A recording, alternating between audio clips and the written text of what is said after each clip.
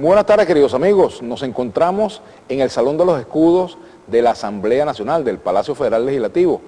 Aquí vamos a realizar un programa con los diputados Francisco Torrealba y Miguel Pizarro. Francisco Torrealba del Partido Socialista Unido de Venezuela y Miguel Pizarro de la Mesa de la Unidad Democrática. Pues bien, este Salón de los Escudos está ubicado en la esquina norte del Palacio y aquí están contenidas un conjunto de obras artísticas, entre ellos un cuadro del pintor venezolano Pedro Centeno Vallenilla, que se trata precisamente del momento en el cual Venezuela recibe los símbolos patrios, y alrededor de este cuadro están ubicados los escudos de los distintos estados que conforman la República Bolivariana de Venezuela. Le agradecemos pues a la directiva de la Asamblea Nacional de habernos permitido utilizar estos espacios para una conversación entre dos parlamentarios que forman parte pues de la dinámica del Parlamento venezolano, de la polémica que siempre se da acá. Nuestra etiqueta para el día de hoy: Debate Vladimir a la Una, para sus opiniones. Le damos la bienvenida. Gracias por venir, Francisco. Gracias a ustedes por la invitación. Bueno, vamos a arrancar contigo. La situación social del país, uno de los asuntos que ustedes tratan en la Comisión de Desarrollo Social Integral, hoy en día es bastante complicada. El gobierno ha dictado un aumento salarial. ¿Qué tiene de bueno y qué tiene de malo esa medida? Bueno, en términos concretos nosotros valoramos como positivo el hecho de que el primer presidente chavista, el compañero Nicolás Maduro Moros, haya dado continuidad a una política que a nuestro entender es acertada y que está vinculada directamente a la necesaria recuperación progresiva del poder adquisitivo del salario. Y decimos que esto es positivo porque, por supuesto, eso rompe con el paradigma que rompió la revolución y que rompió el comandante Chávez en su oportunidad, que imponía el Fondo Monetario Internacional y el Banco Mundial a los gobiernos que estuvieron aquí en nuestro país y que entendían que la ecuación aumento de sueldo era igual a aumento de inflación, y entonces por tal razón no se le aumentaban los sueldos a los trabajadores. Sin embargo, aún en aquellas épocas, los trabajadores que no recibían aumento de sueldo eran víctimas de inflaciones criminales de 3 dígitos y muy elevadas. En este caso, la inflación ha atacado severamente, y los otros problemas que tenemos en la actualidad, al ingreso de los trabajadores y al poder adquisitivo de sus salarios, y el presidente Maduro ha seguido por la opción correcta, que es no caer en el chantaje del Fondo Monetario Internacional, ni de Fedecámara, ni del Banco Mundial, ni de la oligarquía, ni de la derecha, y ha producido un tercer incremento de sueldo que a nosotros nos parece positivo. ¿Qué dice Miguel Pizarro? Miren, el problema de fondo acá, agradezco el espacio, además un saludo a Francisco en este debate. Salud. El principal problema que hoy tiene nuestro país es un modelo que fracasó. Un modelo que expropió y nada de lo que expropió hoy produce. Un modelo que estatizó, centralizó, controla absolutamente todo y no es responsable de nada. Un salario que no importa cuántos billetes de 100 usted tenga en el bolsillo, lo importante es que puede comprar con el billete de 100. Entre el espiral inflacionario, entre la destrucción del poder adquisitivo, entre la bonificación del salario, algo tan dramático y tan grave como que hoy las bonificaciones sean más altas que el salario integral, haciendo con esto burla de prestaciones sociales y estabilidad laboral que requiere nuestra clase trabajadora, es que aquí hay un modelo que fracasó. No sirve de nada tomar medidas con respecto al salario si no tomas medidas con respecto a la producción, si no tomas medidas con respecto a la política de importaciones que hace que un grupito chiquitico se haga cada vez más millonario, mientras que la mayoría de los venezolanos no conseguimos los productos. Y en el marco de eso, hay que entender que las medidas aisladas solo terminan por profundizar la crisis económica. Podemos tener diferencias en cómo vemos la crisis económica. Lo que no podemos tener diferencias hoy, y en lo que hay un enorme consenso, es que esta situación nadie la merece. Que conseguir hoy en día una medicina sea producto de un ruleteo es algo que nadie merece. Que 2 de cada 10 niños hoy en edad escolar tengan problemas de talla y peso por problemas de alimentación es una realidad que nadie merece.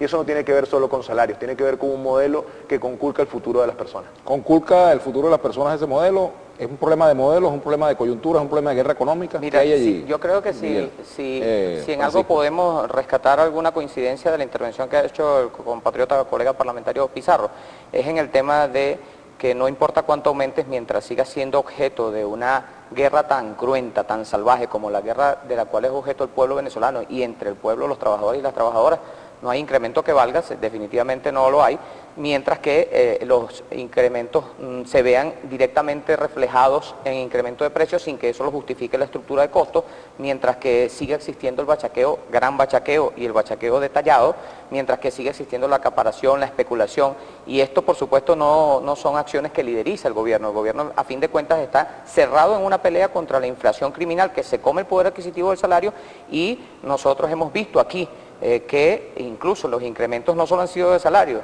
y hablando de bonificación del salario, fuimos testigos durante muchos años de la guerra para que los bonos se hicieran sueldo, y ahora estamos viendo también cómo los sueldos se incrementan también los bonos, y con todas estas medidas todavía, en el marco de la guerra, resultamos que hace falta hacer muchas más cosas, como se ha hecho en el presente. No solamente se hacen incrementos salariales, sino que también se habla de la reactivación del país, se habla de la implementación de los 15 motores, se habla del compromiso que nosotros hemos asumido desde la clase obrera venezolana, que recuperamos nuestras prestaciones sociales, por cierto, gracias a la revolución de Chávez, porque nos las habían robado por receta del Fondo Monetario Internacional que se le aplicaron al gobierno de Caldera en tiempos de PECOF. En todo caso, estamos de acuerdo en que es necesario un conjunto de medidas de forma simultánea, que son las que está aplicando el gobierno del presidente Maduro y que van a dar respuesta más temprano que tarde a la crisis que atravesamos. Mira, el discurso de la víctima visto desde el gobierno es un discurso que no tiene asidero hoy en la realidad. Desmechemos hoy dónde estamos parados. Expropiaron, pongamos un ejemplo, Corpoelec. El servicio hoy eléctrico en nuestro país es mejor que el servicio que teníamos antes. Los trabajadores están en mejores condiciones. El patrono se comporta mejor con el sindicalista y con el contrato colectivo, sin duda alguna no. Expropiaron Aceites Diana. Hoy, ¿dónde se consigue Aceites Diana? Expropiaron Abastos Bicentenario. Basta con ver cómo está la red pública de distribución de alimentos para que veamos que no supieron gerenciarlo y no supieron qué hacer con ellos. Bachaqueo, Francisco. ¿Quién es el principal responsable de las guías de movilización de este país? ¿Quién es el principal responsable del acompañamiento de los alimentos que salen de un sitio a otro y llegan y terminan en el comercio informal bajo la mirada cómplice de la Guardia Nacional Bolivariana? ¿Quiénes son los que se han hecho millonarios con este modelo que lo único que ha sido es una fábrica de generar pobreza y dependencia del Estado venezolano en el tiempo, mientras que unos grupitos muy pequeños que hoy defienden se siguen haciendo millonarios con los grandes negocios que montaron, por ejemplo, el general Carlos Osorio? Pero además, en el marco de lo que estamos viviendo nosotros hoy como país, no basta con hablar en terreno político, en términos genéricos, es que hoy hay una realidad que es clara, el gobierno tiene prioridades equivocadas.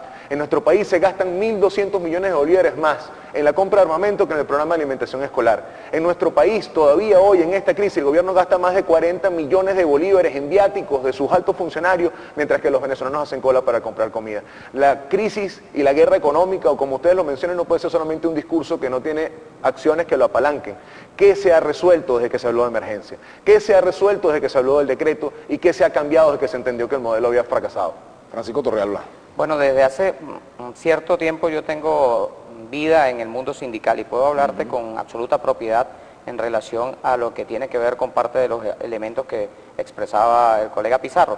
No es cierto que el servicio eléctrico haya desmejorado, salvo por la coyuntura que se presentó con el bajo nivel de agua en el Guri, donde se tuvo que tomar medidas que además fueron acertadas y correctas. Si no, habríamos tenido una verdadera crisis en el tema eléctrico.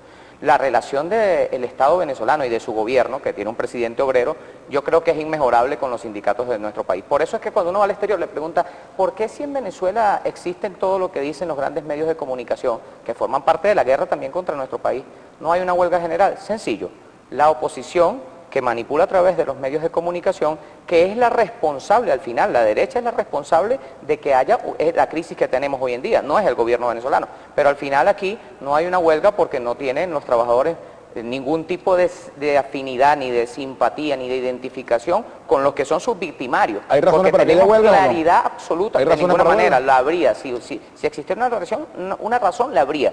En todo caso, los trabajadores tenemos plena conciencia de quienes intentan ser nuestros victimarios, y esa es la derecha, y esa es la oligarquía, y esa es la que le niega el acceso de las medicinas. ¿Por qué cierran los laboratorios en nuestro país? No es porque se expropian, es porque criminalmente intentan poner de rodillas o generar un caos, una conmoción social que justifique una intervención.